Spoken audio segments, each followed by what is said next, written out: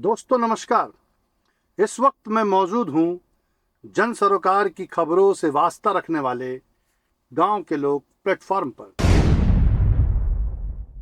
दोस्तों पता नहीं कोई दिन शुभ होता है या शुभ होता है या नहीं होता है। किसी को किसी की नज़र लगती है या नहीं लगती है।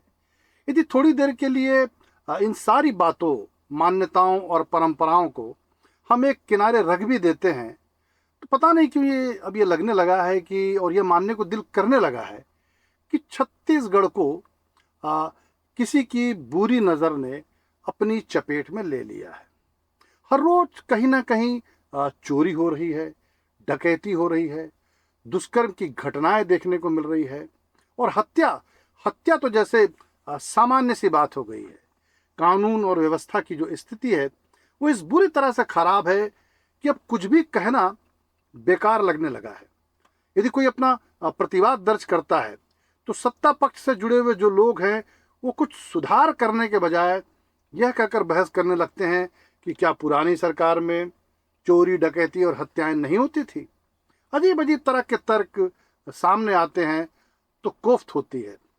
तर्क करने वालों को शायद इस बात से फर्क नहीं पड़ता कि शांति का टापू कहा जाने वाला छत्तीसगढ़ खून खच्चर की वजह से, लगातार हत्याओं की वजह से बदनाम हो रहा है। सच तो यही है कि छत्तीसगढ़ में हाल फिलहाल कुछ भी ठीक ठाक नहीं चल रहा है। अब लीजिए, सूबे के जो आदिम जाति कल्याण मंत्री हैं रामविचार नेताम, वे जिस बलरामपुर इलाके में रहते हैं वहीं की एक तहसील रामचंद्रपुर में विशेष पिछड़ी जनजाति के 5 पंडों की पिछले दिनों मौत हो गई। यानी आदिवासी मुख्यमंत्री और आदिवासी आदिम जाति कल्याण मंत्री के रहते उनके शासनकाल में 5 आदिवासियों की मौत। इन मौतों के बाद सर्व विशेष पिछड़ी जनजाति समाज कल्याण समिति के अध्यक्ष उदय पंडो ने सरगुजा संभाग के आयुक्त को एक पत्र लिखा है। उदय पंडो का कहना है कि इलाके में रहने वाले जो पंडे हैं, पंडो जो हैं, उनके शरीर में खून की कमी पाई जा रही है और जिसकी वजह से उनकी मौत हो रही है। उदय पंडो का सीधा सीधा आरोप यह भी है कि जनजाति परिवारों के विकास के लिए जो भी योजनाएं बन रही हैं वो सारी की सारी योजनाएं हवा में हैं और कागजों में ही दिखाई देती है। यदि योजनाएं सही ढंग से संचालित होती तो खून की कमी, सामान्य बुखार, टीबी की बीमारी और प्रसव के दौरान आदिवासियों की मौत नहीं होती। बहरहाल इन मौतों ने यह तो साबित कर ही दिया है कि छत्तीसगढ़ में जो है वो सरकारी योजनाओं और स्वास्थ्य विभाग की जो दशा है वो कितनी चौपट है, कितनी बदहाल है। यदि एक आदिवासी बहुल राज्य में आदिवासियों की मौत हो रही है तो इससे ज्यादा शर्मनाक और कुछ नहीं हो सकता है। बात केवल बलरामपुर जिले के रामचंद्र गांव की नहीं है। इससे पहले कवर्धा जिले में ही 5 बैगा आदिवासियों की मौत हो चुकी है और जो है बैगा आदिवासियों की मौत के बाद प्रदेश के मुख्यमंत्री विष्णुदेव साय ने गांव गांव में विशेष स्वास्थ्य शिविर लगाने के निर्देश भी दिए थे। कुछ दिन तक तो शिविर लगा भी, लेकिन बाद में सब कुछ जस का तस हो गया, यानी कि सारा कुछ जैसा था वैसा ही। इधर हाल के दिनों में राजनांदगांव जिले का एक इलाका है अंबागढ़ चौकी, उसके एक गांव नीचे कोहड़ा में भी समय पर स्वास्थ्य सुविधाएं नहीं मिलने की वजह से 8 आदिवासियों की मौत का जो मामला है वो प्रकाश में आया है।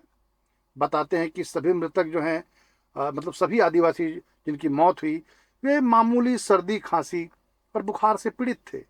समय रहते चिकित्सा सुविधा उन्हें नहीं मिली तो वे चल बसे। यह कहने में कोई गुरेज नहीं है कि छत्तीसगढ़ में कानून व्यवस्था के साथ साथ स्वास्थ्य सुविधाओं की दशा भी बेहद बेहद बेहद लचर है। ग्रामीण इलाकों में प्राथमिक स्वास्थ्य केंद्रों का अभाव आज भी साफ तौर पर दिखाई देता है और जिन इलाकों में स्वास्थ्य केंद्र हैं वहाँ डॉक्टर नहीं है और यदि किसी केंद्र में डॉक्टर की पदस्थापना हो भी जाती है तो 1-2 घंटे की ड्यूटी करने के बाद जो है डॉक्टर वो शहर चला जाता है, क्योंकि शहर में उसका घर है। छत्तीसगढ़ को बने हुए लगभग 25 साल होने जा रहे हैं और इन सालों में आज भी आदिवासी अंचलों में हम यह दृश्य देखते हैं कि कोई ग्रामीण जो है किसी मरीज को खाट में लेटाकर अस्पताल लेके जा रहा है। विशेषकर बस्तर के इलाके में ऐसे दृश्य बहुत दिखाई देते हैं। दोस्तों, अपने 2-3 वीडियो में हमने कवर्धा इलाके का बहुत जिक्र किया है। इधर छत्तीसगढ़ के जो कवर्धा की पहचान है वो एक प्रयोगशाला के तौर पर बन गई है। सूबे में जब भूपेश बघेल की सरकार थी तब यहाँ हिंदुत्व की रक्षा के लिए काफी रस्साकसी देखी गई थी। भारतीय जनता पार्टी के एक युवा नेता विजय शर्मा को उभरने का मौका मिला और भाजपा की सरकार बन जाने के बाद विजय शर्मा को उप मुख्यमंत्री बनने के साथ साथ गृह मंत्री बनने का भी अवसर मिला। लेकिन उनके गृह मंत्री बनने के साथ ही उनके गृह जिले में अप्रत्याशित ढंग से आपराधिक घटनाएं देखने को मिल रही है। हालांकि पूरे प्रदेश में कानून और व्यवस्था की स्थिति अच्छी नहीं है, लेकिन कवर्धा के हालात कुछ ज्यादा ही खराब नजर आते हैं। कवर्धा के लोहारीडीह में 3 लोगों की मौत का मामला अभी शांत भी नहीं हुआ था कि इसी 23 सितंबर को पंडरिया ब्लॉक के गांव डालामुआ में रेत माफियाओं ने वन विकास निगम के कर्मचारियों को बुरी तरह से लात घूसों और डंडों से मारा पीटा। जिन कर्मचारियों को गंभीर चोटें आई उनका कसूर मात्र इतना था कि वे रेती की चोरी जो बिना रॉयल्टी के होती है उसे रोकने के लिए गए थे और रेत माफियाओं के चंगुल में फंस गए। हालांकि कर्मचारियों पे जो हमला करने वाले हैं उनमें से कुछ आरोपी गिरफ्तार कर लिए गए हैं, लेकिन यह घटना यह बताने के लिए काफी है कि छत्तीसगढ़ में अपराधियों के हौसले किस तरह से बुलंद हैं। अधिकारियों और कर्मचारियों को भी बंधक बनाकर पीटा जा रहा है, बुरी तरह पीटा जा रहा है। छत्तीसगढ़ की राजधानी रायपुर में भी बीते पखवाड़े सबसे व्यस्ततम जगह यानी कि उसको कहते हैं मरीन ड्राइव, वहां पर भी जो घटना घटी है वो हतप्रभ कर देने वाली है।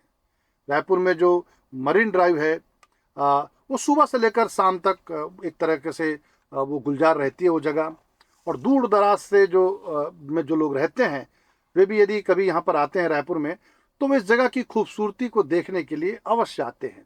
यहाँ लोग सुबह शाम सैर भी करते हैं और खाने पीने की कई छोटी दुकानें भी यहाँ पर मौजूद है।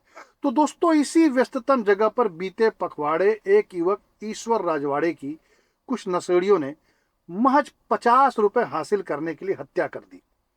ईश्वर राजवाड़े अंबिकापुर का रहने वाला था और वो वहां के कलेक्टर कार्यालय में ड्राइवर के पद पर कार्यरत था। वह अंबिकापुर में पदस्थ एक अफसर को एक मीटिंग के सिलसिले में रायपुर लेकर आया था। अफसर को मीटिंग वाली जगह पर छोड़ने के बाद उसे लगा कि चलो थोड़ी देर के लिए मरीन ड्राइव जो है उसे घूम लिया जाए, वहाँ चलते हैं। ईश्वर राजवाड़े मरीन ड्राइव पहुंचा तो सुबह 3 नशेड़ियों ने उसे घेर लिया और नशे के लिए 50 रुपए वे मांगने लगे। ईश्वर ने असमर्थता दिखाई तो नशेड़ियों ने उसका मोबाइल छीनने की कोशिश की और फिर इसी छीना झपटी के दौरान नशेड़ियों ने चाकू से गोद कर ईश्वर राजवाड़े को मौत के घाट सुला दिया। कुछ इसी तरह की घटना जो है वो छत्तीसगढ़ की न्यायधानी बिलासपुर में भी देखने को मिल रही है। यानी बिलासपुर में भी चाकूबाजी की खूब घटनाएं हो रही हैं। बिलासपुर में गत 1 महीने के भीतर चाकूबाजी की 4-5 बड़ी घटनाएं हो चुकी है। और अभी चंद रोज पहले कुछ युवक युवतियों का समूह जो है वो एक डैम में घूमने के लिए निकला था। इस दौरान उनके बीच झड़प हुई और चाकूबाजी हो गई। हालांकि पुलिस ने कुछ युवकों को गिरफ्तार कर लिया, लेकिन बाद में पता चला कि यहां पर भी सारा मामला सूखे नशे का था। यानी कि यह भी साफ है कि छत्तीसगढ़ के जो युवा हैं वो बुरी तरह से सूखे नशे की गिरफ्त में है। छत्तीसगढ़ में अपराध बढ़ने की एक बड़ी वजह बेरोजगारी तो है ही, ये नशा भी है, और जिस पर हाल फिलहाल सरकार और पुलिस प्रशासन का कोई नियंत्रण दिखाई नहीं देता है। छत्तीसगढ़ में बढ़ते हुए अपराध को लेकर पूर्व मुख्यमंत्री भूपेश बघेल ने अपने एक्स हैंडल पर जो कुछ लिखा है वो यह बताने के लिए काफी है कि छत्तीसगढ़ किस गलत दिशा की तरफ मुड़ गया है, चला गया है। भूपेश बघेल का कहना है कि निर्लज्ज सरकार को एक विज्ञापन जारी करके अपने नागरिकों को यह साफ साफ बता देना चाहिए कि भाई अपने जानो माल की सुरक्षा आप स्वयं करें, यानी नागरिक स्वयं करें। प्रदेश में एक नामी चिकित्सक है डॉक्टर राकेश गुप्ता, वे भी लंबे समय से डीजे पर प्रतिबंध लगाने की मांग करते रहे हैं। उनकी लगातार कोशिशों से कोर्ट ने कुछ एक्शन लिया तो डीजे वालों ने भी उन्हें खुलेआम जान से मारने की धमकी दे डाली। डॉक्टर गुप्ता जो हैं उन्होंने भी अपने सोशल मीडिया में लिखा है कि अब छत्तीसगढ़ में दिन में भी जागते रहो कहने का वक्त आ गया है। इधर छत्तीसगढ़ में बढ़ते हुए अपराध के खिलाफ कांग्रेस ने गिरौदपुरी से लेकर रायपुर तक न्याय यात्रा निकाल दी है। यह यात्रा जो है वो 27 सितंबर से प्रारंभ हुई है और 2 अक्टूबर तक चलने वाली है। कांग्रेस ने अपनी इस यात्रा में छत्तीसगढ़ में घटित हुए अपराध के बहुत सारे मामलों को शामिल किया है और न्याय की अपेक्षा की है। कांग्रेस का कहना है कि बलौदाबाजार जिले के कलेक्टर कार्यालय में ही आगजनी की जो घटना हुई थी उसके बाद 300 से ज्यादा बेकसूर लोगों को जेल में बंद कर दिया गया है। छत्तीसगढ़ में निर्दोष लोगों की हत्या हो रही है, लगातार आदिवासी मारे जा रहे हैं। अब यह देखना बाकी है कि न्याय यात्रा से सरकार कुंभकर्णी नींद से जागती है या नहीं जागती। दोस्तों, आज के लिए बस इतना ही। अगले हफ्ते आपसे फिर मुलाकात होगी।